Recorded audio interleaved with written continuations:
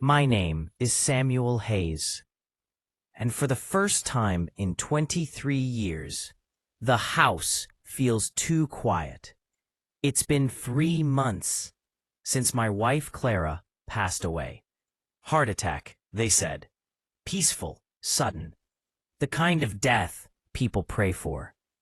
But peace isn't what she left behind.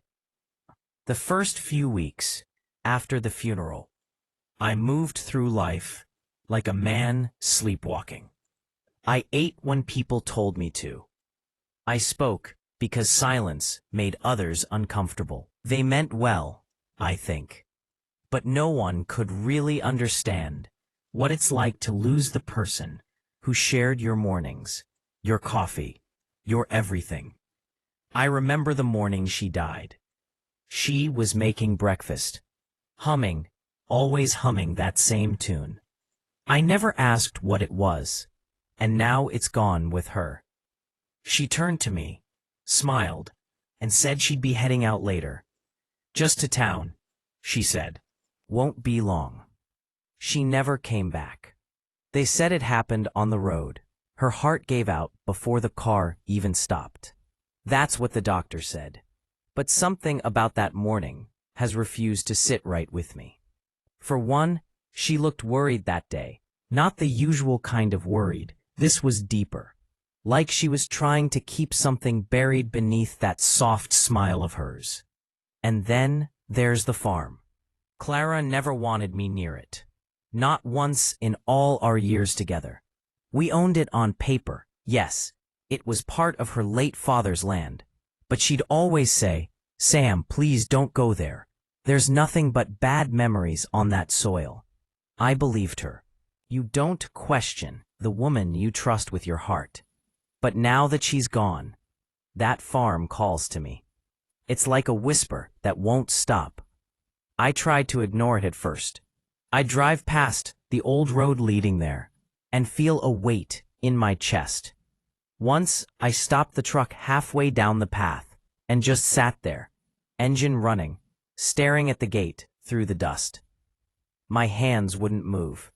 I felt afraid, almost. Afraid of what? I didn't know then, but the house started feeling smaller.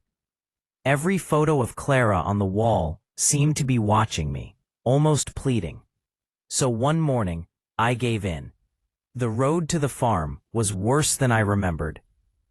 Overgrown weeds brushed the sides of the truck, and the path dipped in strange places, like the earth itself was tired. The gate creaked when I pushed it open, the sound of something that hadn't been moved in years. I stood there for a moment, just breathing in the air. It smelled like wet earth and pine, and something else, faint like iron. The farmhouse sat at the center, a little crooked from time. The windows were dusty, the roof half collapsed. There were still traces of Clara's father everywhere. His old tractor, the rusty barrels, the tools lined up neatly on the shed wall. I walked through each room slowly, like I was trespassing. Dust floated in the sunlight, dancing between the silence. Then I found her things, a scarf she used to wear, folded neatly on a chair.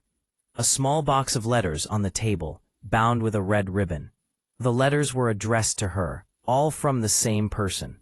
To my dearest Clara. At first, I smiled.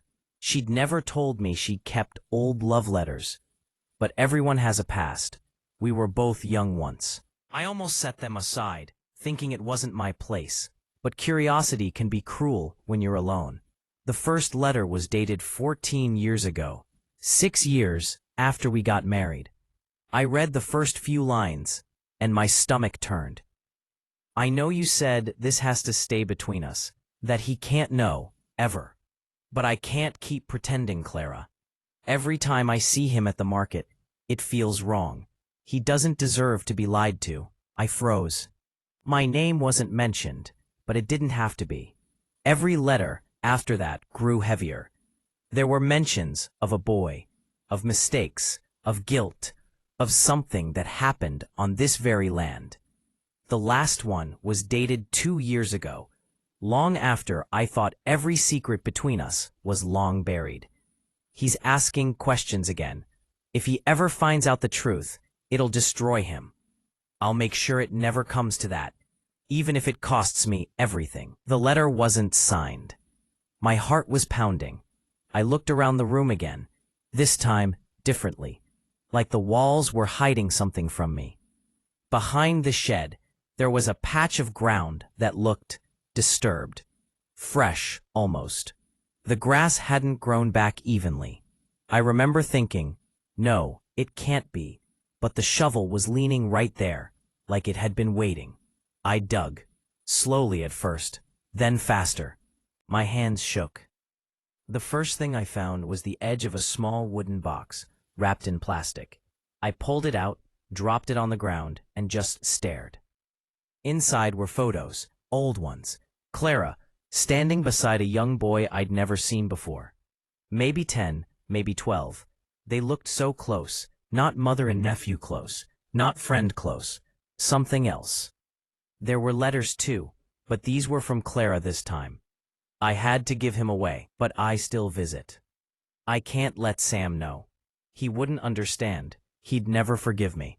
My breath caught in my throat. My wife, the woman I shared my life with, had a child I never knew about. The rest of the letters told a story that broke me in slow motion. She'd gotten pregnant before we married, but her father had forced her to hide it.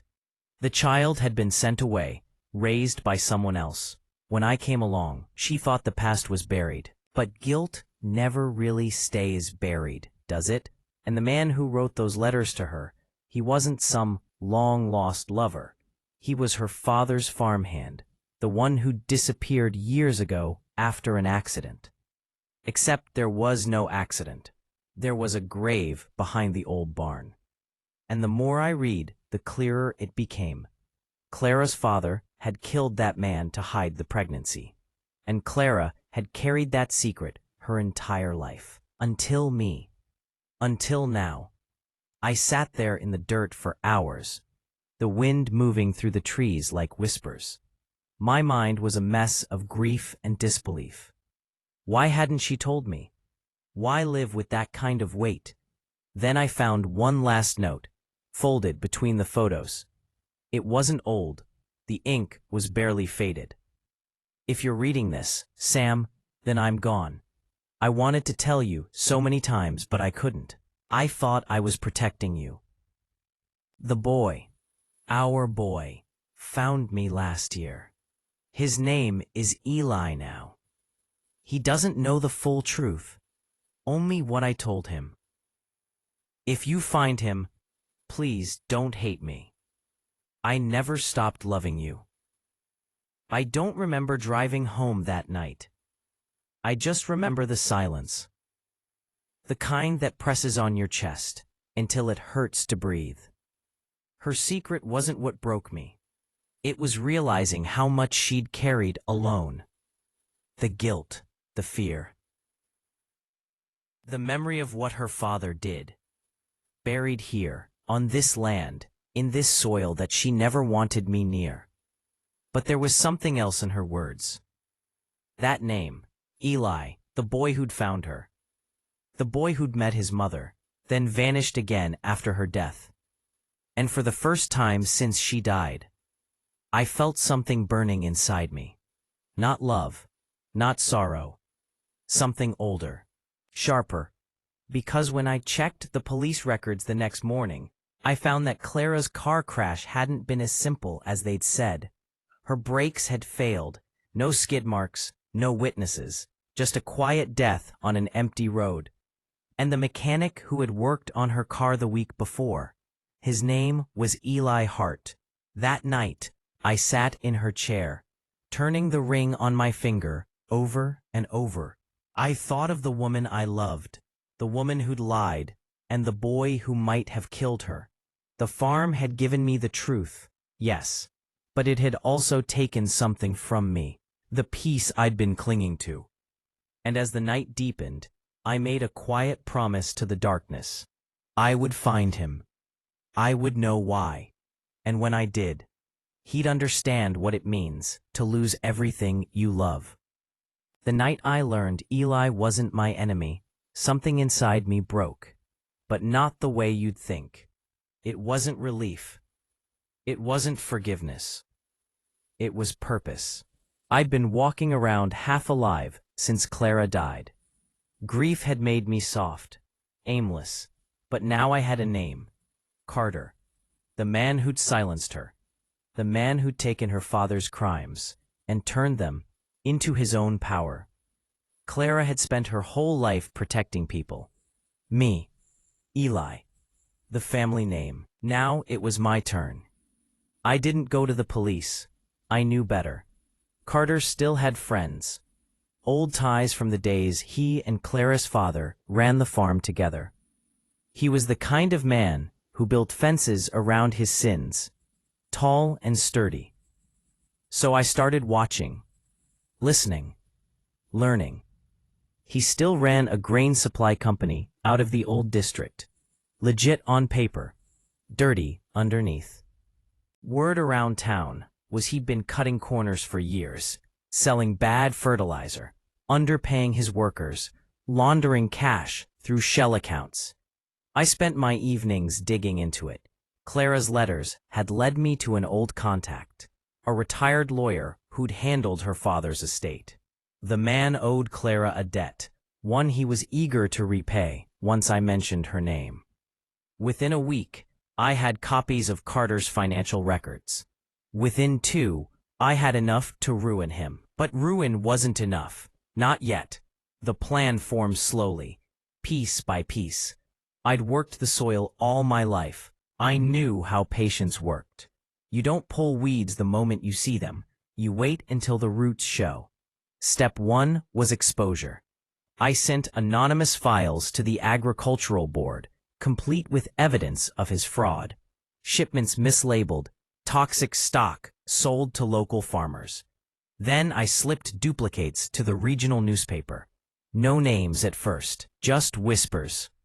A prominent grain dealer under investigation. It took less than a month for the first domino to fall. His contracts froze. Suppliers backed out. Investors panicked. I watched him from a distance, his once busy office growing quieter by the day. The confident man in tailored suits began arriving late, leaving early.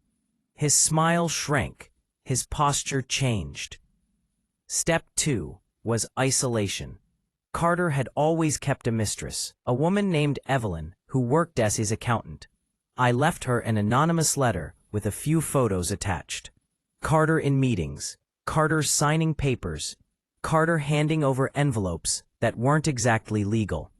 Within a week, she was gone, took his files, his passwords, and half his safe. Now he was alone. Eli didn't know what I was doing. I told him to stay away, to start fresh somewhere else, far from this rot. But part of me knew I couldn't keep him out forever. One night, he showed up at my door anyway. "I know what you're planning," he said. I didn't deny it. "Then you know it's necessary." He shook his head. "She wouldn't want this." I looked at him for a long time. "No, she wouldn't. But she's not here to stop me, is she?" He sighed, stepped closer. "He's not worth it." "That's where you're wrong," I said quietly. "It's not about worth. It's about balance." He left that night without another word, and for the first time in months, I felt completely alone, but clear. Step 3 was personal. I needed him to feel it, not just lose money or reputation, but to understand what it meant to watch everything you built crumble. So I called him. "Mr. Carter," I said, keeping my voice low. "This is Samuel Hayes." There was silence. Then a slow exhale. "Ah, the widower. I wondered when you'd crawl out from your hole." I smiled faintly. "Looks like you've got enough holes of your own now." He chuckled, but it sounded nervous. "You think a few rumors will hurt me?" "Not rumors. Evidence." That stopped him. "What do you want?" Meet me, I said. Tomorrow. The farm. He paused. You're a fool if you think I'll— Come, I interrupted, or I send everything I have to the authorities under your name. Not just fraud. The truth about Clara's father. About the man you buried behind that barn. Silence again. Then a single word. Fine. The next day, the sky was gray. The kind of gray that sits heavy on your shoulders. I got there early. The soil was still damp from the rain. When he arrived, he looked smaller than I remembered. Still dressed in his polished coat, but his face was drawn, his eyes restless. This is where it ends, I said. He glanced around. You brought me here for a sermon? No, for truth. I tossed a folder at his feet, photos, letters, financial ledgers, everything that tied him to the cover-up of Clara's father's crimes, and the accident that killed her. He didn't even look at them. You think anyone will believe the word of a bitter old man? I don't need them to, I said. I just need you to know what it feels like to lose control. He smirked. You don't scare me, Hayes. I stepped closer, my voice low. You should be scared, not because of what I'll do to you, but because of what you've already done to yourself. I nodded toward the trees. 2 police cars pulled up quietly on the road beyond the gate. He turned, confused, as officers stepped out. Anonymous tip, I said, about your offshore accounts, your missing employee fund, and the small matter of a 30-year-old body buried under your partner's land. His face went white. I told you, I whispered. I wanted balance. They took him away that afternoon. No shouting, no fight, just a broken man led into the back of a car. When it was done, I stood alone in the field, listening to the wind. The soil was quiet again, almost calm. Eli joined me later. He didn't speak at first, just stood beside me. After a while, he said, You could have killed him. I did, I said softly, just not the way he expected. He nodded slowly, understanding. Then he handed me something, a small locket. Inside was a photo of Clara, younger, smiling. She gave this to me the last time I saw her, he said. Said if you ever found me, I should give it back. I held it for a long moment, feeling the faint warmth of his hand still on it. She always did believe in redemption, I murmured. Do you? He asked. I looked out at the fading sun. Maybe not for me, but for her, yes. Months passed. Carter's empire collapsed. His name was dragged through headlines, his assets seized. They found evidence linking him to multiple crimes. Even an old ledger with Clara's handwriting in it, proof that she'd been planning to expose him before he silenced her. Justice, they called it. But justice is just another kind of revenge, dressed up in a nicer suit. Eli moved to another town, started over. Sometimes he writes short letters, small updates. Always signs them, your son, Eli. And me. I stayed. I rebuilt the farm, piece by piece. Not to live on, just to keep it standing. Clara loved this land once, before it became a graveyard of secrets. Now it's quiet again. Birds come back in the mornings. The soil is clean. Some nights, I sit on the porch and talk to her out loud. I tell her what I've done. I tell her it's over. And though she's gone, I can almost hear her voice in the breeze, saying, You did what you had to. Maybe she's right. Maybe I did. Revenge doesn't always look like blood. Sometimes it looks like a man standing over the ruins of another man's empire, calm, silent, and free. That's how I buried Carter. Not with a shovel this time, but with truth.